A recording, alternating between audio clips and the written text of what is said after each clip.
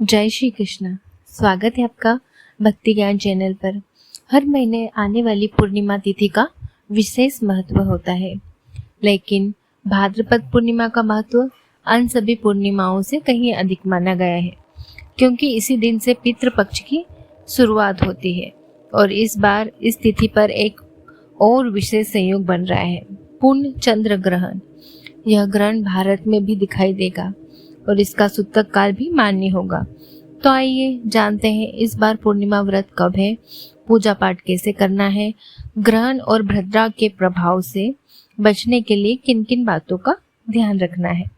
आइए जानते हैं भाद्रपद पूर्णिमा तिथि। इस वर्ष भाद्रपद पूर्णिमा तिथि शुरू होगी 6 सितंबर शनिवार की रात 1:42 पर और समाप्त होगी 7 सितंबर रविवार रात 11:38 पर। इसलिए व्रत, स्नान दान और श्री सत्यनारायण भगवान की कथा 7 सितंबर रविवार को ही की जाएगी। चंद्र ग्रहण का समय, ग्रहण प्रारंभ 7 सितंबर रात 9:58 पर होगा। ग्रहण समाप्त 8 सितंबर रात 1:26 पर होगा। सूतक काल दोपहर 12:58 से शुरू होकर ग्रहण समाप्ति तक रहेगा। सूतक लगते ही सभी धार्मिक कार्य, पूजा पाठ और मंदिर के द्वार बंद कर देने चाहिए। आइए जानते हैं अब पूर्णिमा की पूजा और व्रत विधि।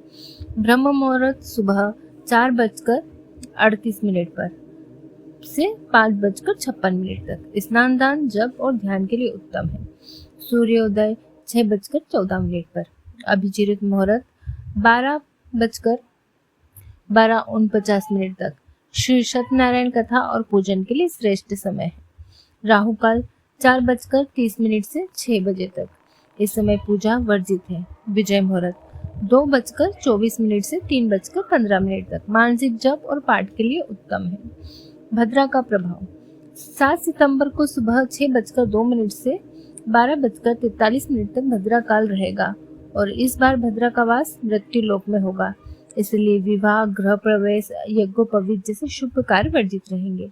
लेकिन दैनिक पूजा और संतान सुख हेतु किए जाने वाले जब तब भद्रा में किए जा सकते हैं।